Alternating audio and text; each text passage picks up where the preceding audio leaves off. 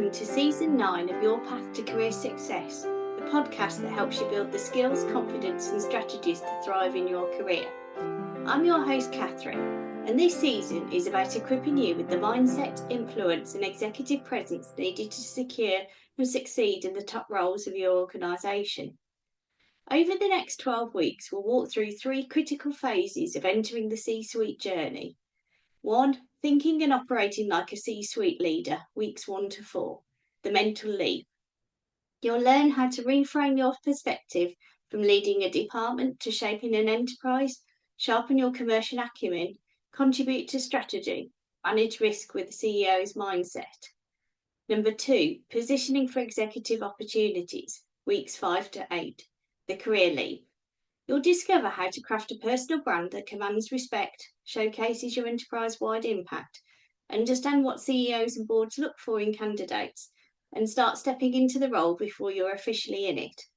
And 3, expanding influence beyond your function, weeks 9 to 12. The visibility leap. We'll explore how to build alliances with senior peers, communicate with impact in the boardroom, guide transformational change, and navigate the politics of the C-suite while staying true to your values. Each episode will blend practical strategies, stories, and insider insights designed to accelerate your readiness for executive leadership.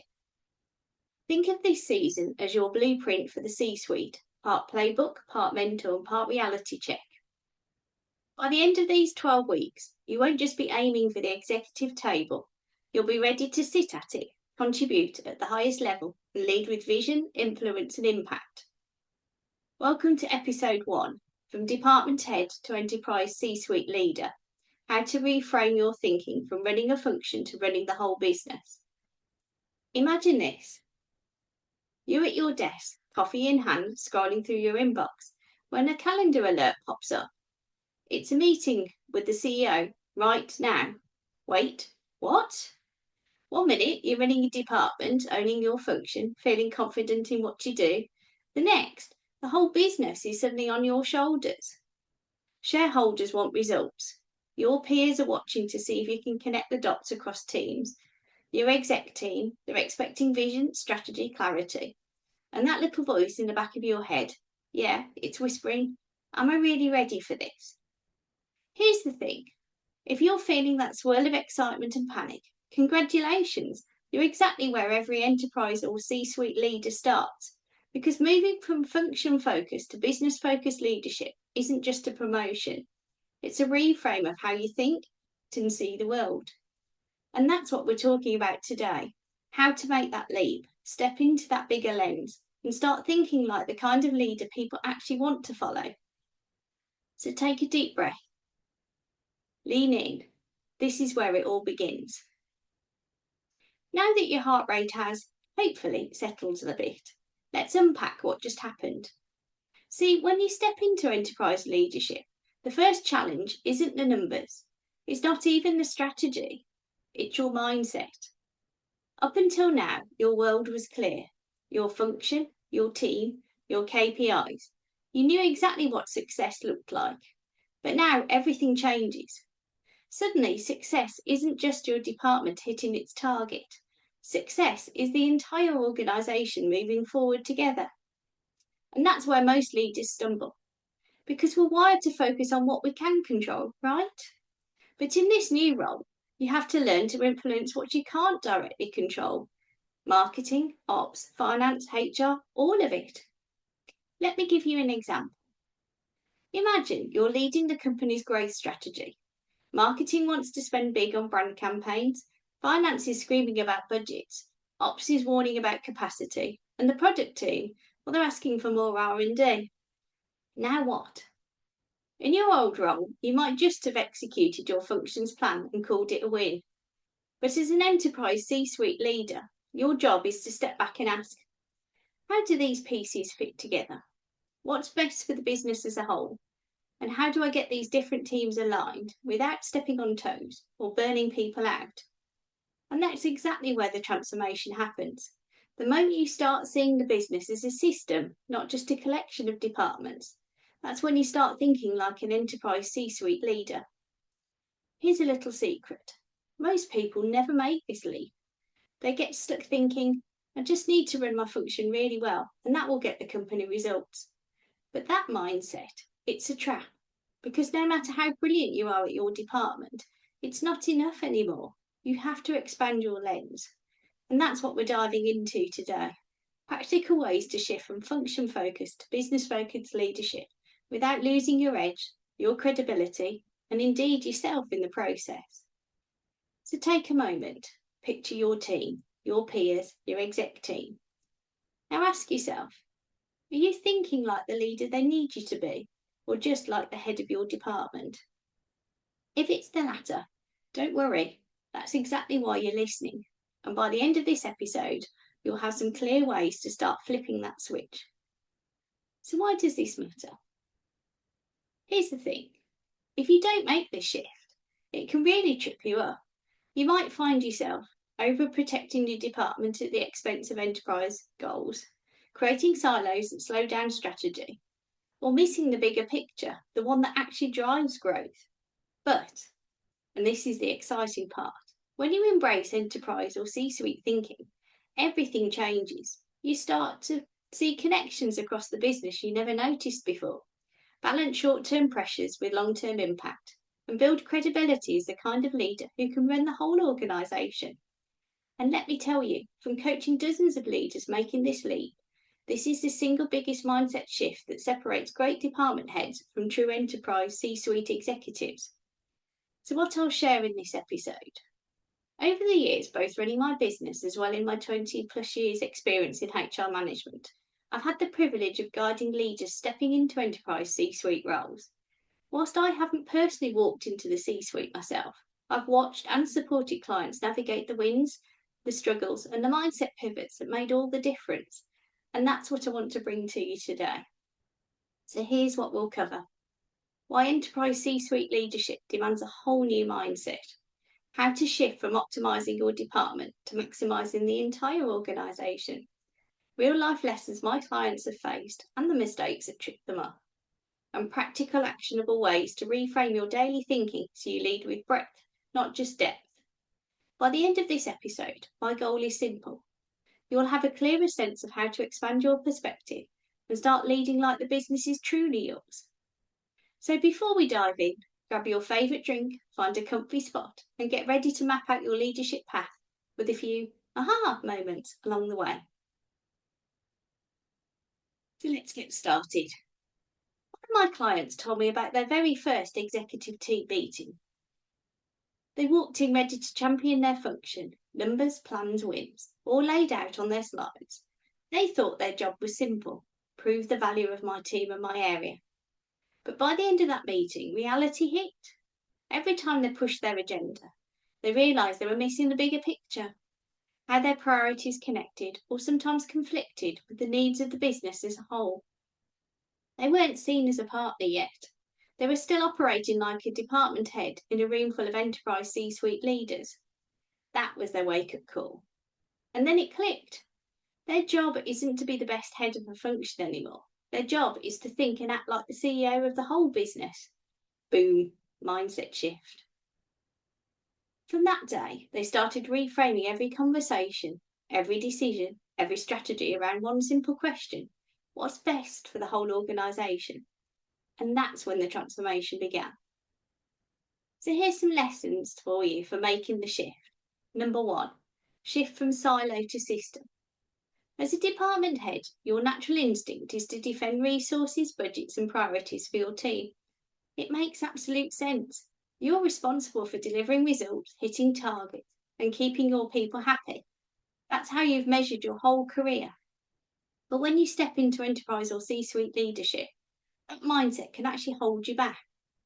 Your focus needs to zoom out. You have to start thinking of the organisation as an ecosystem where every function is connected and every decision you make ripples across the organisation. Let me give you an example. Imagine you're in charge of marketing and you're pushing for a big campaign. From your perspective, it looks like a clear win. Brand awareness goes up, leads come in, and your team gets credit. But have you paused to think about operations? Can the team handle the spike in demand? Where does it cost the finance team in terms of cash flow? And how does it impact customer experience if the product team can't deliver on time? These are the ripples you need to map. When I work with clients on this, I often ask them to literally draw it out. If you make this decision in your function, how does this impact finance, operations, customer experience, or the brand? Sometimes seeing it visually is a total game changer. It shifts your mindset from my team versus theirs to what's best for the organisation as a whole. Another powerful habit: pause before every big decision and ask yourself, am I advocating only for my team, or am I contributing to what's best for the business as a whole? That one question alone can dramatically change the way you lead. So here's a reflection prompt. Next time you're in a cross-functional discussion, consciously take a step back and ask yourself, am I pushing for my function's win, or am I thinking about the organisational win? Over time, this perspective or this shift in perspective will become second nature. And that's when you start to operate like a C-suite leader, not just a department head. Number 2, balance depth with breadth. You spent years, or maybe even decades, building deep expertise in your field. That's your superpower. It's what got you promoted, what gave you your team confidence in you, and what made you a trusted voice in your function. But here's the twist. In enterprise or C-suite leadership, your strength suddenly becomes from breadth, not just depth. You don't need to be the deepest expert in every area: finance, operations, HR, technology, strategy. But you do need to understand enough across these areas to make informed, holistic decisions. Think of it like this. In your department, knowing the nuances of your function is like holding a magnifying glass. You can see every detail up close. But as an enterprise or C-suite leader, you need a wide-angle lens. You still notice detail where it matters, but you can also see the whole system, how the pieces fit, and where decisions intersect. So here's an example for one of my clients. They came from a marketing background and walked into their first executive team meeting feeling confident, until finance started debating budget allocations, operations flagged capacity issues, and the product team raised questions they'd never considered. Suddenly, their depth wasn't enough. They realised they needed enough fluency across functions to meaningfully contribute to the discussion and influence decisions. This is where coaching or deliberate learning becomes a game changer. It's not just about gaining knowledge, it's about building confidence. I help clients develop the language, frameworks, and tools so that when they walk into a boardroom, they can speak credibly across functions, ask the right questions, and hold their own, even outside their original expertise. So here's a quick reflection for you. Which areas of the business outside your function feels least familiar to you right now? What's one concrete step you could take this quarter to start building fluency there? Maybe it's a course, a podcast, shadowing a colleague, or even just a 30-minute conversation over coffee. Remember, breadth doesn't mean giving up your expertise. It means leveraging your depth while stretching your perspective so you can make smarter, C-suite level decisions. And when you do, your influence skyrockets and you start being seen as a true C-suite leader, not just a function head. Number 3, prioritise long-term value over short-term wins. In a department role, success is often clear-cut. Hit your targets, deliver your projects, and your performance is measured by immediate results. That's tangible and it's rewarding. But at the enterprise or C-suite level, the lens shifts dramatically. Now you're balancing stakeholder or shareholder expectations, market shifts, operational realities, and sustainable growth. The questions you ask yourself and the decisions you make need to move from, how do I maximise my department this quarter, to how do we position the business for success 3 years from now? So let me give you a real world example. I worked with a client who was used to celebrating small wins every quarter. They were focused on hitting departmental KPIs and loved showing progress in weekly meetings. But once they stepped into a C-suite role, they realised their board and peers were less concerned with quarterly wins and more interested in whether the organisation was on a trajectory for sustainable growth. That meant sometimes making decisions that sacrifice short-term recognition for long-term advantage. One of the biggest coaching conversations I have with newer executives is about letting go of the need for immediate wins. It's hard, I know, because those quick wins feel safe, measurable, and visible. But boards and leadership teams want confidence that you're thinking ahead, that you're building resilience, and that you're making choices that will drive growth over years, not just months. So a reflection prompt. What's one decision you're currently making that prioritises short-term wins over long-term value? How could you shift your perspective to consider the business 3 years from now? Number 4, build trust across the table. Your peers are no longer just colleagues, they're your leadership team, and that changes everything. If you cling to a my department first mindset, friction will absolutely appear. Meetings feel transactional, decisions become defensive, and you risk being seen as someone who only represents their silo. But when you actively build trust, share information openly, and support others' priorities, you elevate the entire business and your own credibility as a C suite leader. So here's an example. One client I coached initially treated cross-functional projects as my team's work first. They quickly noticed resistance of other leaders, slow approvals, and even tension in discussions. We worked on shifting their approach. They began framing every conversation with C-suite outcomes in mind, celebrating other teams' contributions and volunteering support where needed. Within a few months, not only did collaboration improve, but they were now seen as a partner across the leadership table, someone with enterprise influence, not just a functional mandate. So make it a habit of yours to celebrate those organisational wins, not just departmental victories. Mentioning a cross-functional success in a meeting, highlighting a project where multiple teams contributed, or publicly recognising another department's role signals that you're thinking bigger and that you're operating as a true C-suite leader. So a quick reflection for you. Think about your last leadership meeting. Did you highlight only your team's wins, or did you acknowledge contributions from across the business? How could you reframe your next update to celebrate enterprise or organisational success? So some practical steps for next week. Let's bring all of this into action. I want to give you 3 practical things you can try this week. Small moves, but the kind that when applied consistently start to rewire the way you lead. Number 1, reframe one cross-functional decision. Pick a decision coming up in the next few days that involves multiple functions. Before you speak or weigh in, pause and ask yourself, am I advocating for my team, or am I thinking about what's best for the business as a whole? Even this one conscious shift in perspective can completely change the tone of the conversation and how others perceive you as a leader. Number 2, explore an area outside your expertise.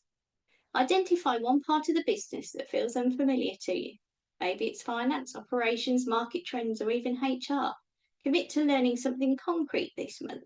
This could be a course, a podcast, a shadowing session, or even a simple coffee chat with a colleague. The goal isn't to become an expert overnight.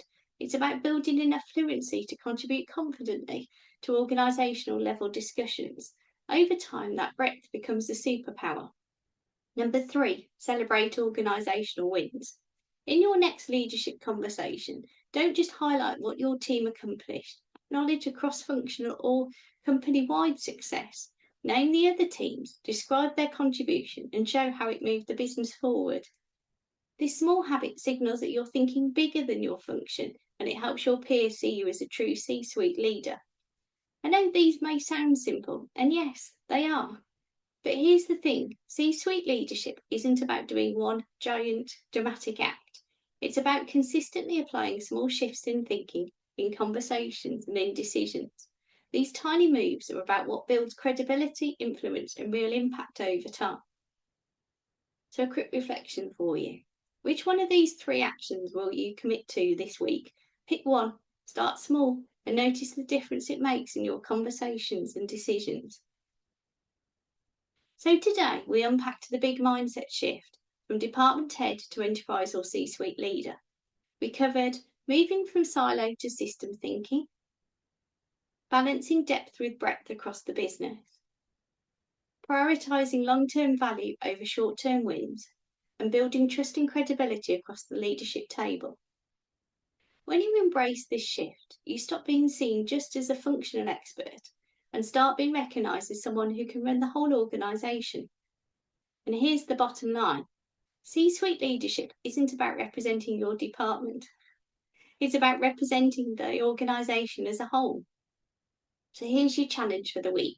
Start reframing your thinking in just one conversation, one decision, or one meeting. Notice how your presence in the room, and the impact you have on the business starts to change. And remember, these small, consistent shifts are what separates great department heads from true C-suite leaders. If you found today's episode valuable, subscribe, leave a review, and share it with a colleague who's making the same transition. You can also connect with me on LinkedIn, just search Catherine Hall, the Career Owl. If you want more resources to support your C-suite leadership journey, head over to www.thecareerowl.co.uk. And remember, this podcast gives you the tools and mindset shifts to step up into executive leadership. If you're leading leaders and facing decisions where the stakes feel high and you'd like more personalised support in applying these lessons to your own career journey, I've got 2 spaces available this quarter. I'll leave the link in the show notes. Now, let me give you a sneak peek into next week.